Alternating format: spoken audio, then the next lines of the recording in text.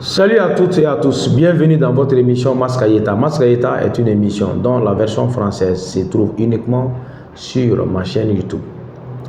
Allez-y sur YouTube et vous voyez la barre de recherche en haut, cliquez sur ça et écrivez Mas le Patriote, vous allez me voir même en photo de profil.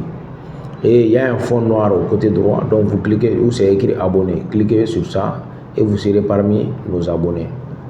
N'oubliez pas aussi d'activer la cloche de notification qui vous permettra de recevoir un message d'alerte pour vous faire savoir que nous avons mis ou nous avons mis une nouvelle vidéo sur la chaîne. Voilà. Donc aujourd'hui, nous avons comme thème un seul thème. Le thème, ça, c'est l'assassinat du général russe Igor Kirillov à Moscou. Hier, le 17 décembre 2024. Vous savez que ce général, il avait fait des sorties contre les États de l'Amérique, contre les États-Unis. Ces sorties étaient tellement choquantes et ça choquait tellement les États-Unis puisqu'il éveillait le peuple africain par rapport à ce que les États-Unis font en Afrique. Donc, raison pour laquelle, quand même, l'assassinat a été revendiqué par l'Ukraine. Mais moi, Mas, à travers les révélations que nous avons aujourd'hui, je vais lire tout de suite et nous saurons est-ce qu'il a été tué par les Américains ou c'est les Ukrainiens. Est-ce que c'est les Américains qui ne sont pas derrière? C'est ce que nous allons essayer de découvrir.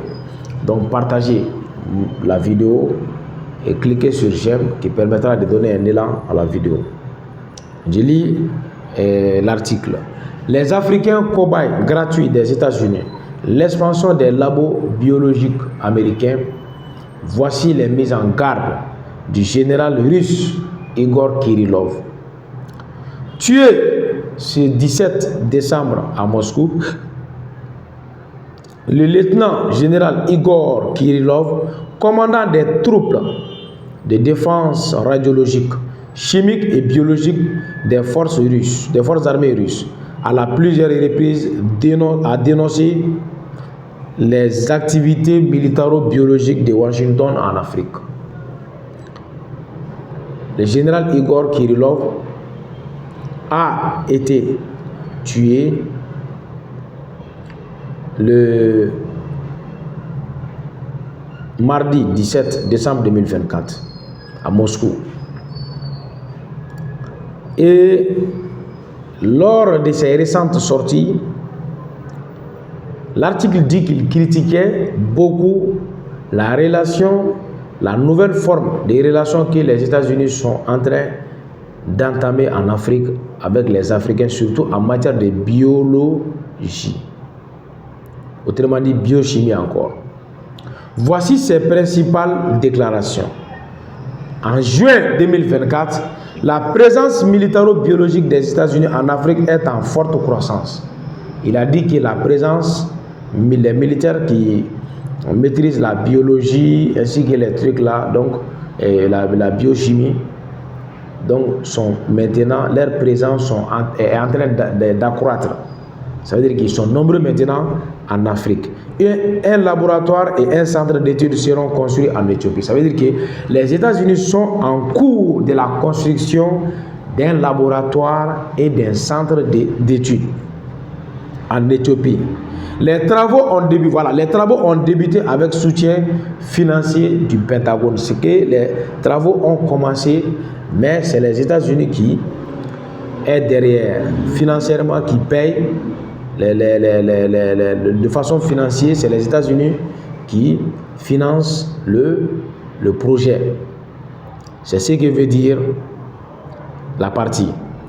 Une étude sur les virus des chauves-souris a été menée par Washington au Kenya en 2023. Les États-Unis ont fait une étude sur les chauves-souris au Kenya en 2023. Octobre 2023, le général, il est sorti encore. Les Africains, notamment les Nigérians, servent de base de recherche clinique gratuite pour les projets biologiques des États-Unis. Ça veut dire quoi? Que le Nigeria est considéré comme un laboratoire, ou je peux même dire comme un endroit d'essai, un pays d'essai, un pays d'essai pour les projets biologiques. Ça veut dire quoi? Vous avez, même s'il y a des maladies, ils vont essayer de chercher des médicaments pour ces maladies, mais on ne peut pas directement mettre ces médicaments-là sur le marché. Il faut forcément faire l'essai d'abord pour savoir si c'est efficace pour l'homme ou si ce n'est pas efficace. Donc, obligatoirement, on doit injecter ça là à un être humain. Donc, le Nigeria constitue de base pour ces genres d'essais. Il dit: l'efficacité du programme américain dans le domaine de la lutte contre le sida au Nigeria soulève de graves questions. Il dit que la façon dont les États-Unis mènent des recherches sur le sida et que les résultats sont tellement à la hauteur au Nigeria, donc cela doit être un indicateur pour nous de se demander ou de se poser des questions.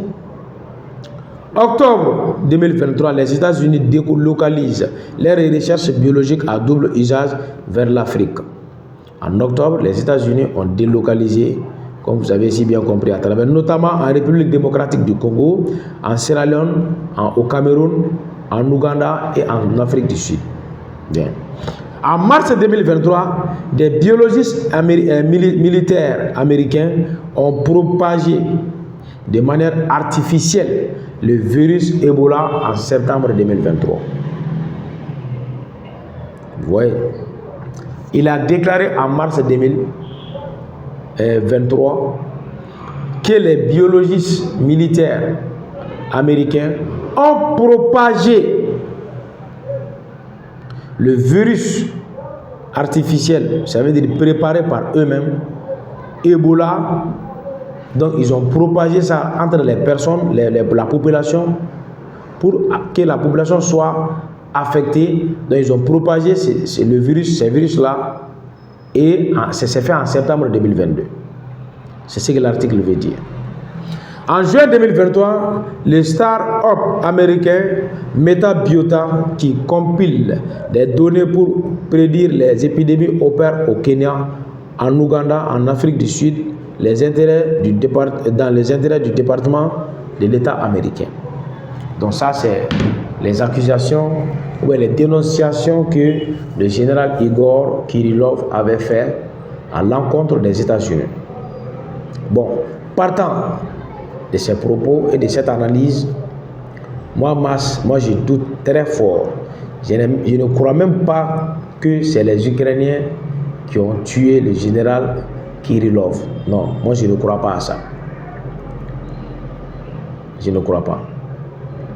Mais comme l'Ukraine aussi est dans une situation où ils ne font qu'obéir aux États-Unis, puisque c'est les États-Unis qui payent la guerre en Ukraine, qui aident l'Ukraine en matière d'armement, qui aident l'Ukraine en matière de diplomatie. Et obligatoirement, ce que les États-Unis demandent, l'Ukraine est obligée d'exécuter ça. Vous voyez le cas du Mali, où on a dit que c'est les militaires ukrainiens qui étaient au nord, à Tinzaouaten. Moi j'ai dit que c'est pas vrai. Ça c'est faux. C'était pour masquer le rôle des États-Unis et de la France dans la guerre au Mali. Et même pour, comment on appelle, la Russie aussi, c'est pareil. C'est ce que je vois. Hein.